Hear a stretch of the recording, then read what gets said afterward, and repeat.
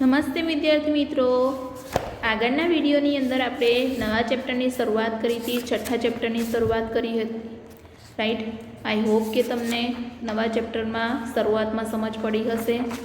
હવે આપણે નવો ટોપિક સ્ટાર્ટ કરીશું. પહેલો ટોપિક આ ચેપ્ટરનો જેનું નામ છે ડીએનએ. મારા ખ્યાલથી તમને બધાને થોડું ઘણું ડીએનએ વિશે સમજ હશે જ.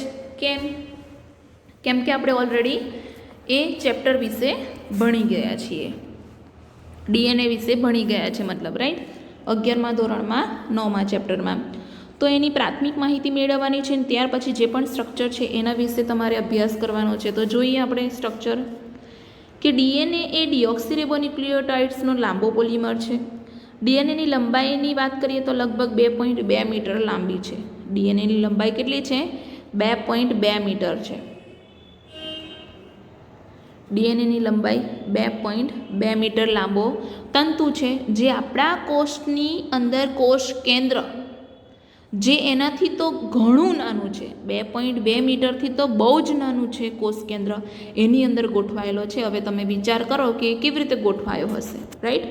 તો ડીએનએની લંબાઈ, તેમાં જોવા મળતા ન્યુક્લિયોટાઇડ્સ કે ન્યુક્લિયોટાઇડ્સની જોડને સંબંધિત બેઝ જોડ તરીકે પણ ઉલ્લેખાય છે. એની સંખ્યા મુજબ વ્યાખ્યાયિત કરી શકાય, જે સજીવની લાક્ષણિકતા પણ છે. ઉદાહરણ તરીકે બેક્ટેરિયોફેઝ. ઉદાહરણ તરીકે બેક્ટેરિયોફેઝ કે બેક્ટેરિયોફેઝ Q174 કેટલા ન્યુક્લિયોટાઇડ્સ ધરાવે છે? 5386. તમે વિચાર કરો, બેક્ટેરિયોફેઝ તો એક વાયરસ છે. વાયરસ તો તમે બેક્ટેરિયા કરતાં પણ નાનું હોય છે. તો એટલા નાના વાયરસમાં 5386 ન્યુક્લિયોટાઇડ આવેલા છે. એટલે તમે વિચાર કરો કે કેટલા બધા ન્યુક્લિયોટાઇડ આવેલા છે. એવી જ રીતે બીજું ઉદાહરણ છે બેક્ટેરિયોફેઝનું, બેક્ટેરિયોફેઝ લેમ્ડા. એક બેક્ટેરિયોફેઝ 5 × 174 એનું નામ છે, બરાબર. વાયરસ છે બેક્ટેરિયોફેઝ, એ શું છે? વાયરસ છે, યાદ રાખવાનું. અને બીજો બેક્ટેરિયોફેઝ એ લેમ્ડા છે, જેમાં 48,502 બેઝ જોડીઓ છે. એવી જ રીતે તમને બેક્ટેરિયાનું આપેલું છે કે બેક્ટેરિયા ઇશેરિશિયા કોલાઈ, એટલે કે ઈ કોલાઈ. ઈ કોલાઈમાં 4.6 × 10⁶ બેઝ પેર, બીપી એટલે શું? બેઝ પેર એટલે કે જોડ. 4.6 × 10⁶ બેઝ પેર. તેમજ હવે મનુષ્યની વાત કરીએ તો મનુષ્યની અંદર, મનુષ્ય જેમાં એકકીય ડીએનએની અંદર, યાદ રાખજો, એકકીય ડીએનએ એટલે કે એકમાં જ ડીએનએ હોય તો કેટલી બેઝ જોડીઓ છે? 3.3 × 10⁹. 3.3 × 10⁹, બરાબર. તો દ્વિકીય ડીએનએમાં કેટલી? 6.6 × 10⁹. ડીએનએ દ્વિકીય હોય તો એમાં કેટલી આવશે? 6.6 × 10⁹ બેઝ પેર ધરાવે છે, રાઈટ. તો આટલો લાંબો પોલિમર છે ડીએનએ. તમે વિચાર કરો. તો એ પોલિમર વિશે આપણે જોઈએ. એ પોલિમરની રચનામાં પોલીન્યુક્લિયોટાઇડ શૃંખલા હોય છે. તમને બધાને ખબર છે કે અહીંયા ન્યુક્લિયોટાઇડ એકબીજા સાથે જોડાઈને એક શૃંખલા નિર્માણ કરે છે, જેને કહેવાય પોલીન્યુક્લિયોટાઇડ શૃંખલા, જે તમે અહીંયા જોઈ શકો છો. આ પોલીન્યુક્લિયોટાઇડ શૃંખલા છે. આ પોલીન્યુક્લિયોટાઇડ શૃંખલાની અંદર કઈ કઈ વસ્તુ આવેલી હોય છે આપણે જોઈએ. કે ડીએનએની રચનાની વાત કરીએ તો ડીએનએની રચનામાં એક તો પહેલું શું આવેલું હોય છે?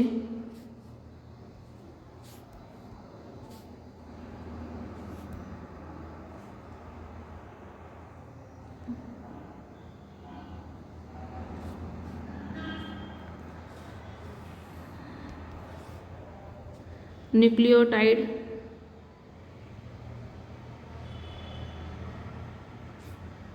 ફોસ્ફેટ સમૂહ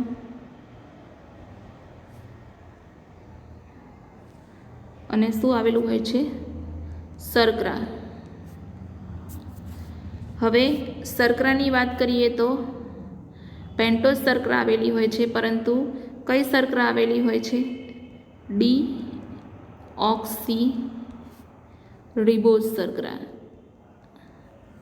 ડીઓક્સી રિબોઝ શર્કરા આવેલી હોય છે, રાઈટ. ફોસ્ફેટ એટલે PO4 માઇનસ, અને ન્યુક્લિયોટાઇડ પણ 4 આવેલા હોય છે.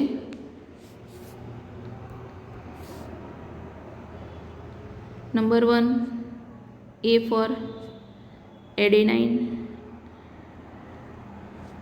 Number 2 C for cytosine, number 3 G for guanine, અને નંબર 4 T ફોર થાઇમિન. બરાબર. આપણે ડીએનએનું સ્ટ્રક્ચર જોઈએ છે, તો તમે અહીંયા જોઈ શકો છો કે આ જે સ્ટ્રક્ચર છે એમાં ફોસ્ફેટ છે. બરાબર. આવી રીતે એક શૃંખલા છે ડીએનએની. આ 5' છેડો, આ 3' છેડો. 5' પર ફોસ્ફેટ આવેલો છે, 3' પર OH આવેલો છે, રાઈટ. હવે આ જે છે એ બધા શું છે? નાઇટ્રોજન બેઝ ન્યુક્લિયોટાઇડ છે.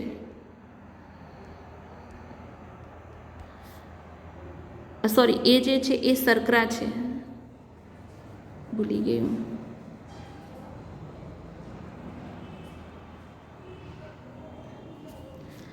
આ જે છે એ શું છે? શર્કરા છે. આ જે છે એ નાઇટ્રોજન બેઝ છે.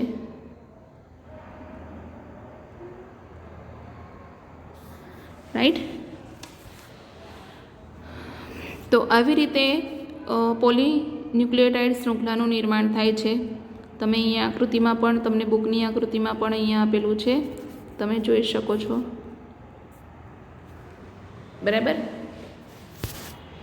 2 શૃંખલા આપેલી છે ડીએનએની. આ એક શૃંખલા અને આ બીજી શૃંખલા. બંને શૃંખલામાં આવી રીતે જે ન્યુક્લિયોટાઇડ જોડાયેલા છે એમાં એ ન્યુક્લિયોટાઇડ થાઇમિન સાથે 2 નબળા હાઇડ્રોજન બંધથી, આ શું છે? હાઇડ્રોજન બંધ.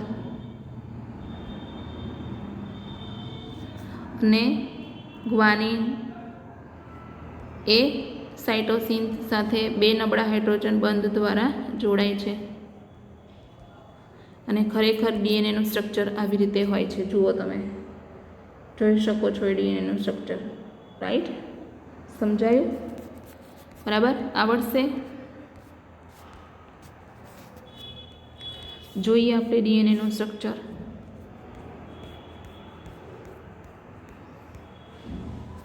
ઓકે.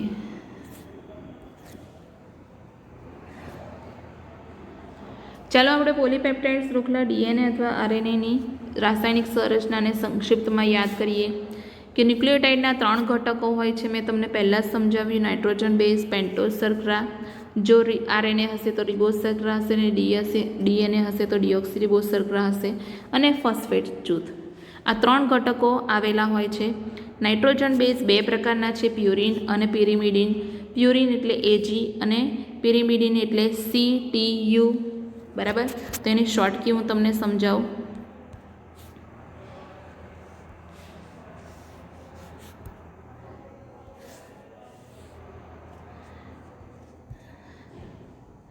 નાઇટ્રોજન બેઝના પ્રકાર.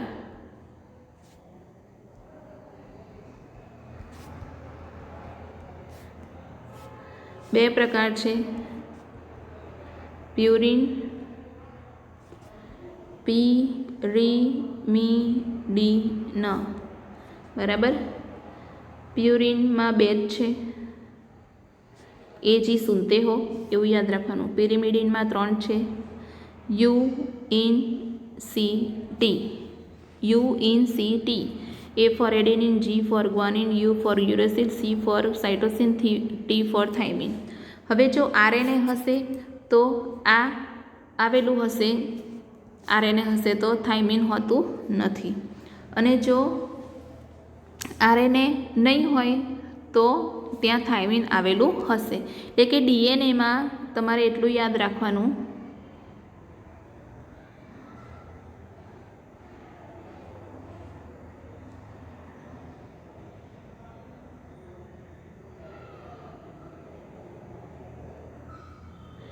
કે તમારે એટલું યાદ રાખવાનું કે આરએનએ હશે તો યુરેસિલ હશે અને ડીએનએ હશે તો થાઇમિન હશે. ક્લિયર? ઓકે. જ્યારે આરએનએમાં થાઇમિનના સ્થાને કોણ હોય છે? યુરેસિલ હોય છે.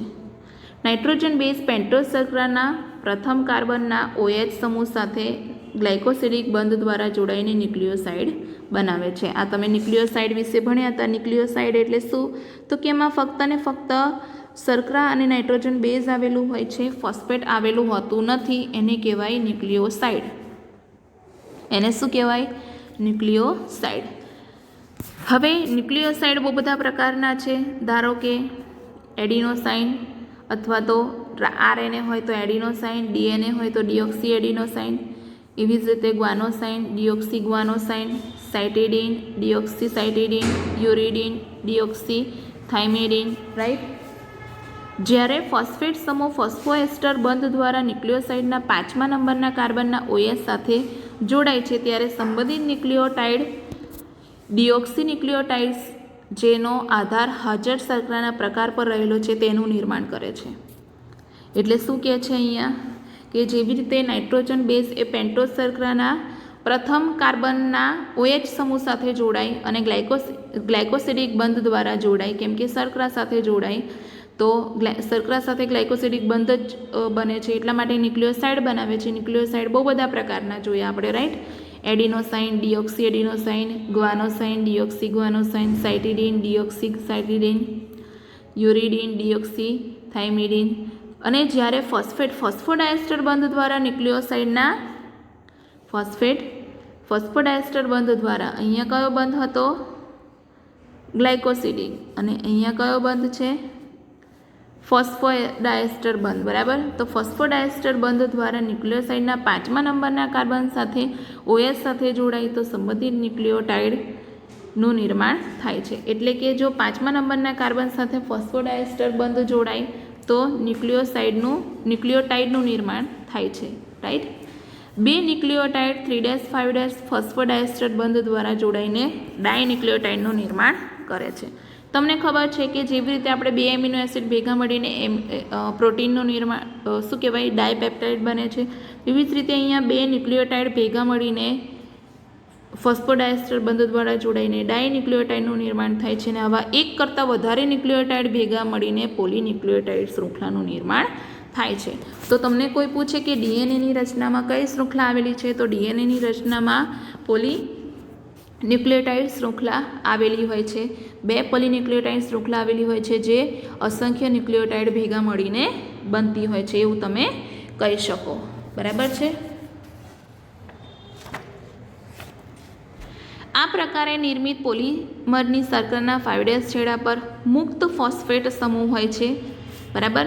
કે 5' છેડા પર ફોસ્ફેટ સમૂહ હોય છે. તમે અહીંયા જોઈ શકો છો. આ જે છે 5' છેડો છે, ફોસ્ફેટ સમૂહ છે. બરાબર? જેને પોલીન્યુક્લિયોટાઇડ શૃંખલાનો 5' છેડો કહે છે. આ જ રીતે પોલિમરના બીજા છેડા પર શર્કરાના 3' કાર્બનનો મુક્ત સમૂહ OH હોય છે. તમે અહીંયા જોઈ શકો છો. કયો સમૂહ છે? OH સમૂહ છે, જેને 3' કહી શકીએ છીએ, જેને પોલીન્યુક્લિયોટાઇડનો 3' છેડો કહે છે. આમ પોલીન્યુક્લિયોટાઇડ શૃંખલાના આધારનું નિર્માણ શૃંખલાના આધારનું નિર્માણ અને જે પોલીન્યુક્લિયોટાઇડ શૃંખલાના આધારનું નિર્માણ શર્કરા અને ફોસ્ફેટ દ્વારા થાય છે. કેમ કે તમે જોયું કે એક બાજુ કોણ છે? ફોસ્ફેટ અને બીજી બાજુ હાઇડ્રોક્સિલ છે. તો પોલીપેપ્ટાઇડ શૃંખલાના નિર્માણનો આધાર કોની ઉપર હોય છે? શર્કરા અને ફોસ્ફેટ ઉપર. નાઇટ્રોજન બેઝ શર્કરાના છેડા સાથે જોડાયેલ હોય જે આધારથી ઉપસી આવે છે. તમને આકૃતિમાં દર્શાવેલું છે. બરાબર?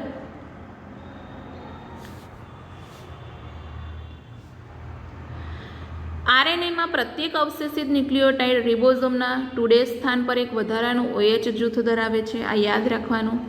બીજું કે આરએનએમાં થાઇમિન 5-મિથાઇલ યુરેસિલ એ થાઇમિનનું બીજું રાસાયણિક નામ છે. એની જગ્યાએ યુરેસિલ જોવા મળે છે. કે આરએનએમાં થાઇમિન છે, થાઇમિનનું બીજું રાસાયણિક નામ શું છે? 5-મિથાઇલ યુરેસિલ. 5 મિથાઇલ યુરેસિલ એ થાઇમિનનું બીજું રાસાયણિક નામ છે અને એની જગ્યાએ કોણ હોય છે આરએનએમાં? યુરેસિલ.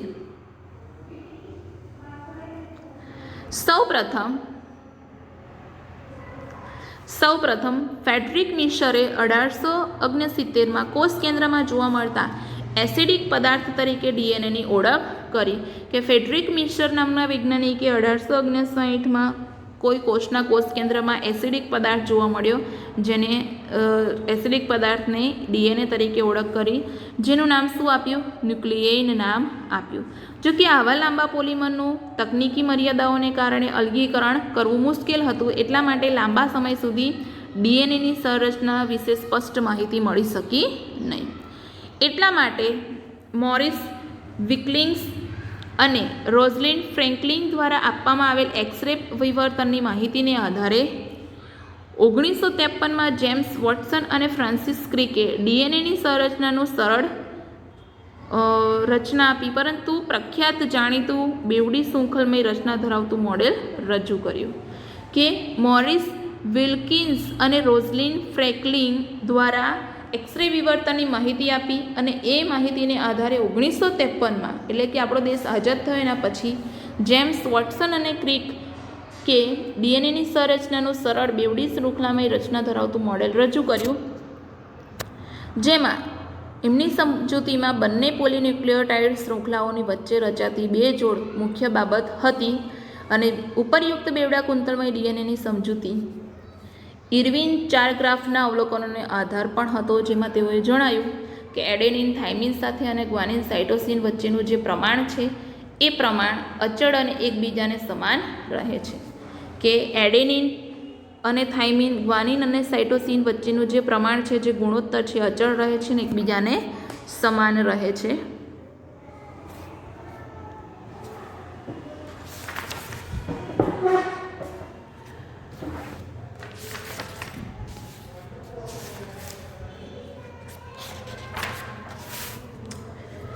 ત્યાર પછી બેઝ જોડાણ પોલિન્યુક્લિયોટાઇડ શૃંખલાઓને એક અજોડ લાક્ષણિકતા બક્ષે છે.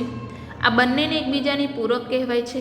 એટલા માટે એક શૃંખલામાં રહેલા બેઝ ક્રમ વિશેની જાણકારી જો હોય તો બીજી શૃંખલામાં રહેલ બેઝ ક્રમનું અનુમાન કરી શકીએ છીએ. વળી જો ડીએનએ એટલે કે પિતૃ ડીએનએ કહીએ એની પ્રતિક શૃંખલા નવી શૃંખલાના સંશ્લેષણ માટે પ્રતિકૃતિનું કાર્ય કરે તો આ રીતે બેવડી કુંતલમય ડીએનએ એટલે કે બાળ ડીએનએનું નિર્માણ થાય છે, કે જે પિતૃ ડીએનએ જેવું આબેહૂબ હોય છે. અને આ કારણથી ડીએનએની સંરચનાનો જનનિક સૂચિતાર્થ ઘણો સ્પષ્ટ છે કે ડીએનએની બેવડી કુંતલમય રચનાની અમુક ખાસિયતો છે. કેમ એ ખાસિયતોને અહીંયા સમાવેશ કરવામાં આવે છે.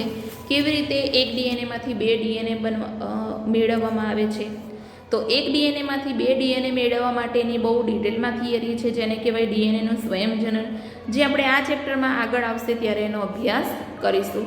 તો આ થઈ ગઈ ડીએનએની વાત. હજી ડીએનએ થોડું બાકી છે. એ ડીએનએ વિશેની સમજૂતી આપણે નેક્સ્ટ સેશનની અંદર જોઈશું અને ત્યાર પછી જોઈશું ડીએનએ કુંતલનું પેકેજિંગ. ત્યાર પછી આપણે શું જોઈશું? ડીએનએ કુંતલનું પેકેજિંગ આપેલું છે એના વિશે આપણે ચર્ચા કરીશું. રાઈટ. તો આજે આપણે ડીએનએ સ્ટ્રક્ચરની માહિતી મેળવી. 11મા ધોરણનું 9મું ચેપ્ટર થોડું તાજું થયું હશે. રાઈટ. આઈ હોપ કે તમને ખબર પડી હશે. તો વ્યવસ્થિત ડીએનએનું સ્ટ્રક્ચર સમજી લેજો. હજી પણ તમે આગળ કોલેજમાં જશો તો ડીએનએનું સ્ટ્રક્ચર જે બેઝિક માહિતી છે આવશે જ. તો એ વખતે એવું ના બને કે ફરી તમે પાછા ભૂલી જાઓ, કેમ કે એ વખતે યાદ કરાવવા માટે પિનલ મેડમ નહીં હોય, તમારે જાતે જ એને યાદ કરવું પડશે. તો ડીએનએ વિશેની થોડી ઘણી હજી માહિતી બાકી છે કે બે શૃંખલાઓ વચ્ચેનું જે અંતર છે કેટલું છે, એક કુંતલની અંદર કેટલું અંતર છે, એક કુંતલની અંદર ન્યુક્લિયોટાઇડ કેટલા હોવા જરૂરી છે, એને લગતા અમુક એમસીક્યુ પૂછાય છે. તો એ એમસીક્યુ કેવી રીતે પૂછાય છે એના વિશે આપણે નેક્સ્ટ સેશનની અંદર ચર્ચા કરીશું. રાઈટ. તો નેક્સ્ટ સેશનની અંદર આપણે ડીએનએની અધૂરી માહિતી પૂર્ણ કરીશું અને ડીએનએ કુંતલનું પેકેજિંગ જોઈશું.